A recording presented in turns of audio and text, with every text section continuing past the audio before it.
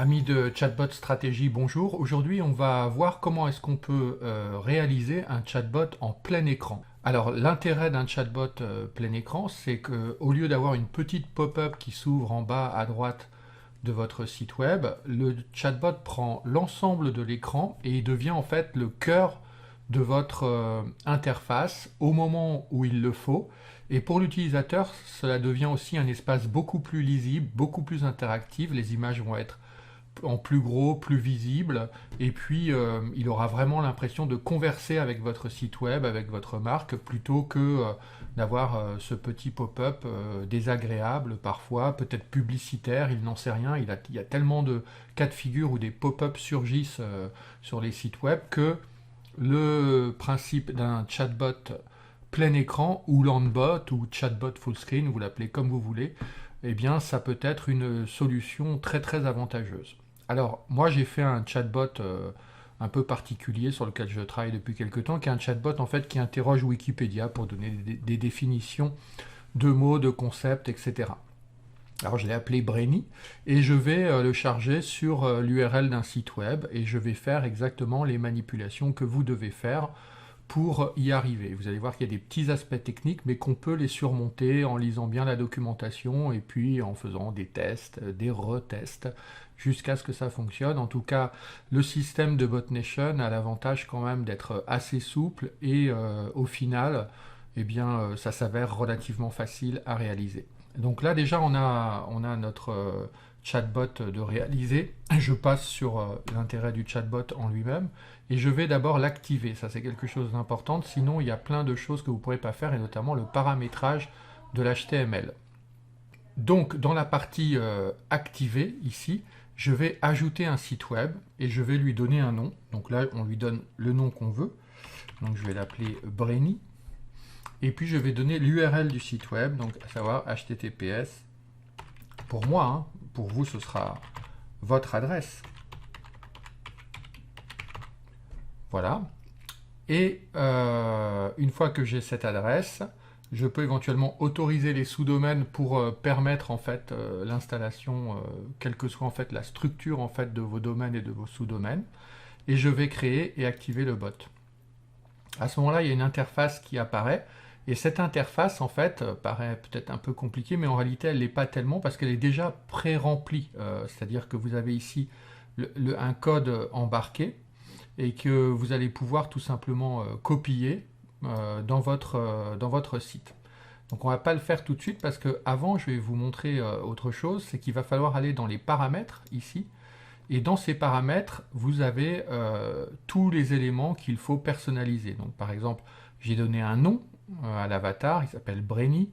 Une petite ligne ici pour présenter le bot. Donc moi, je vais mettre, donc j'ai mis, il apprend par cœur Wikipédia, machin. Bon, on met un peu ce qu'on veut. Moi, je vais mettre, il apprend Wikipédia pendant ses week-ends. Ici, j'ai une image d'avatar, donc 30 pixels par 30 pixels. Et puis la couleur d'un thème, ici une espèce de petite couleur dorée, mais en fait en cliquant ici, vous allez pouvoir choisir la couleur que vous voulez. Et si vous voulez être plus précis, vous pouvez récupérer en fait la couleur dans un code hexadécimal. Vous pouvez paramétrer aussi la couleur de fond et surtout ici, vous allez cocher cette case pour pouvoir activer le mode plein écran. Alors, si vous ne glissez pas une image ici, vous allez avoir en fait un fond de couleur qui va reprendre en fait le fond de cette page ici de manière dégradée. C'est assez joli. On va tester comme ça. Vous allez pouvoir voir les choses. Voilà, on va avoir un petit fond comme ça assez sympa de dégradé de la couleur choisie jusqu'au plus clair et de nouveau un dégradé vers le plus foncé. Et votre chatbot s'affiche de cette manière-là. Donc vous avez vu que ça a de l'allure en plus, un chatbot en plein écran. Donc on peut aussi ici glisser en fait une image. Donc je vais prendre ici une image. Donc moi comme c'est un chatbot qui fait qui est un peu encyclopédiste puisqu'il utilise Wikipédia, bon ben, je vais le glisser ici.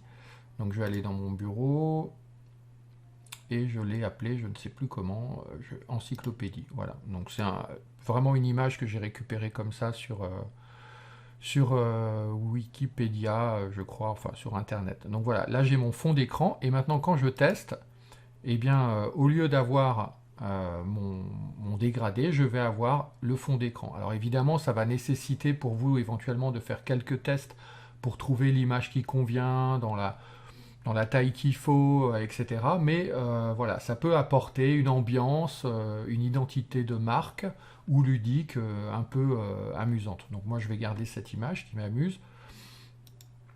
Et puis j'ai personnalisé déjà ici, j'ai dit personnaliser une question à Joe, bon je l'avais appelé Joe à l'époque, donc je vais l'appeler Brainy maintenant. Et puis j'ai mis discuter sur le bouton. Donc voilà, là j'ai mon bot qui est donc activé sur un site web. J'ai testé, ça me plaît. J'ai paramétré le mode humain à rapide. Ça, c'est des choses que vous pouvez paramétrer aussi, qui vous permet en fait de simuler en fait l'effet un peu humain, le délai pendant lequel le chatbot va taper entre guillemets sa réponse, qui permet, quand vous avez plein de bulles en fait qui se succèdent, et bien d'avoir un rythme d'offrir un rythme de lecture à votre utilisateur. Donc voilà. Ensuite, je vais aller dans la partie promouvoir. Donc cette partie-là n'aurait pas été active si je n'avais pas auparavant activé un site web. Donc je vais mettre mon chatbot sur mon site web. Je vais cliquer ici sur démarrer et je vais retrouver en fait cette fenêtre avec tout le code JavaScript dont j'ai besoin. Donc je vais cliquer ici pour copier. Voilà. Et je peux cliquer sur OK. Là, j'ai mon code, une partie du code HTML de mon site web pour un chatbot plein écran. Si vous regardez dans la documentation de BotNation, vous avez en fait beaucoup d'explications. Il y a une explication texte faite par Emmanuel qui est assez complète sur la manière de réaliser un chatbot en plein écran, avec vraiment beaucoup d'indications, et notamment une indication importante, c'est que dans votre page HTML, vous devez avoir ce code ici, donc notamment ce code méta ici, qui indique quoi en fait? Eh bien qui indique à la fenêtre, à l'iframe ou à la petite fenêtre pop-up, de prendre toute la place disponible dans le navigateur pour s'ouvrir en plein écran. Donc ça c'est important, s'il n'y a pas ça, vous allez obtenir quelque chose d'un peu bancal. Et ensuite, eh bien, vous pouvez aller voir un deuxième article qui est indiqué d'ailleurs ici. Si j'y retourne, voilà. Il vous suffira alors de copier-coller le petit code JavaScript. Donc si vous cliquez ici, vous aurez l'explication qui vous permet d'intégrer votre Landbot chatbot dans votre site web avec toutes les explications techniques qui vont bien. Il va vous falloir aussi peut-être un éditeur de texte. Donc moi j'utilise quelque chose, voilà, je vous le présente, qui s'appelle Sublime Text, qui est un éditeur de texte pour faire plein de programmation, mais notamment la programmation HTML. Et puis vous allez avoir besoin aussi d'un logiciel FTP pour télécharger votre page HTML à la racine de votre serveur que vous aurez chez Gandhi par exemple ou au VH ou je ne sais pas où, pour pouvoir installer ce fichier texte en question. Donc je vais avoir besoin de modifier ce fichier texte. Donc je l'ai appelé index, enfin je devrais l'appeler index, donc je vais le sauver vraiment avec le bon nom. J'ai un peu fourché tout à l'heure, index.html. Et je le sauve sur mon bureau.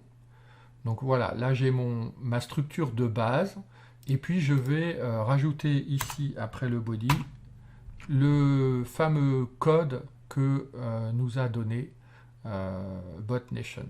Je sauve, et ensuite je vais lancer FileZilla, c'est-à-dire mon logiciel de SFTP, donc ça peut être vraiment le logiciel que vous voulez. Moi j'utilise ça, mais vous pouvez utiliser autre chose.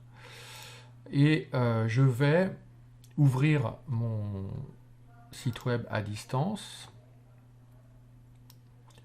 et je vais aller chercher mon répertoire Brainy. Donc là, vous voyez, j'ai déjà un fichier HTML, donc je vais le renommer. C'est le fichier HTML par défaut